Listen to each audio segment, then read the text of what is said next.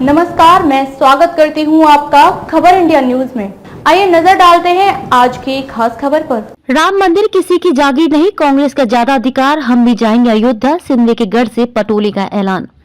मुख्यमंत्री एकनाथ शिंदे और उप मुख्यमंत्री देवेंद्र फडणवीस के अयोध्या दौरे के बाद महाराष्ट्र कांग्रेस अध्यक्ष नाना पटोले ने कहा है कि कांग्रेस के लोग जल्द ही अयोध्या जाएंगे, उन्हें भी वहां के महंतों ने बुलाया है।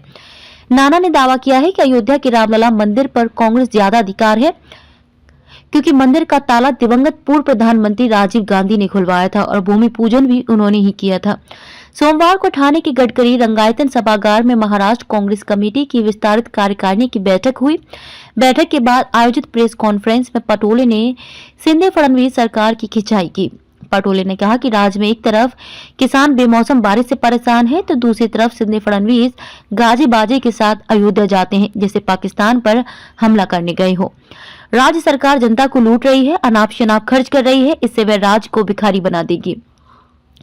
पटोले ने शिंदे के गृह क्षेत्र ठाणे शहर में हो रहे सौंदर्यीकरण पर कहा कि जिस काम पर 50 से 60 करोड़ रुपए खर्च होने हैं, वहां 450 करोड़ रुपए खर्च किए गए हैं। यह जनता की पैसे की लूट नहीं तो और क्या है। उन्होंने आउटसोर्सिंग को असंवैधानिक करार दिया। मुंगेरी लाल के सपने देख रही बीजेपी, महाविकास अघाड़ी के कुछ विधायकों के बीजेपी में जाने की संभावना पर पटोले ने कहा कि कर्नाटक की तरह महाराष्ट्र में भी हाल होने वाला है। आज बीजेपी की कर्नाटक में चुनाव लड़ने की हिम्मत नहीं है। बीजेपी मुंगेरी लाल के सपने देख रही है। अघाड़ी के विधायक एकजुट हैं, अब बहकावे में नहीं आएंगे किसान। पटोले ने राज्य में किसानों की आत्महत्या के लिए केंद्र सरकार को दोषी ठहराया। उन्होंने कहा कि पिछले 8 से 9 साल में 21,000 किसानों ने आत्महत्या की। सरकार ने किसानों को उनके हाल पर छोड़ दिया है। किसान बुरी तरह परेशान है। अब किसान बीजेपी के झांसे में नहीं आएंगे। सरकार का प्रशासन पर अंकुश नहीं। पटोले ने कहा कि राज्य में कानून व्यवस्था चरमरा गई है। सरकार का प्रशासन पर कोई नियंत्रण नहीं है। ठाणे जिला अध्यक्ष विक्रांत चव्हाण को धमकी मिली। कांग्रेस कार्यकर्ता को मारा पीटा गया। रोशनी शिंदे पर जानलेवा हमला हुआ। पुलिस ने शिकायत तक नहीं ली।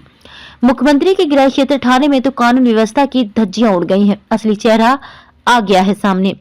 पटोले ने केंद्र की मोदी सरकार पर प्रहार किया। उन्होंने कहा कि देश में महंगाई बढ़ गई है। दवाएं महंगी होने के कारण गरीब इलाज का खर्च वहन नहीं कर पाएंगे।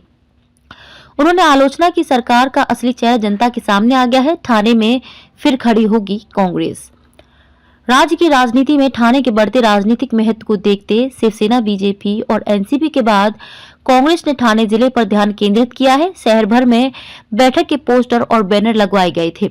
राज्य में सत्ता परिवर्तन के बाद महाविकास अघाड़ी के घटक दल जिस तरह से आक्रामक है, ऐसे में यह बैठक कांग्रेस को पुनर्जीवित करने की दिशा में संजीवनी साबित हो सकती है।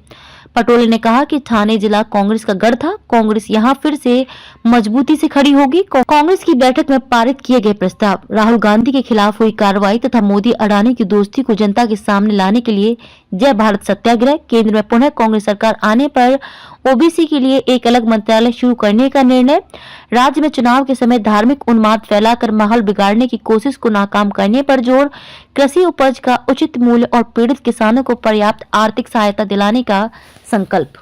खबरों में अब तक के लिए बस इतना ही। फिर होगी आपसे मुलाकात ऐसे ही एक खास खबर के साथ। तब तक के लिए नमस्कार और बने रहिए खबर इंडिया न्यूज के साथ।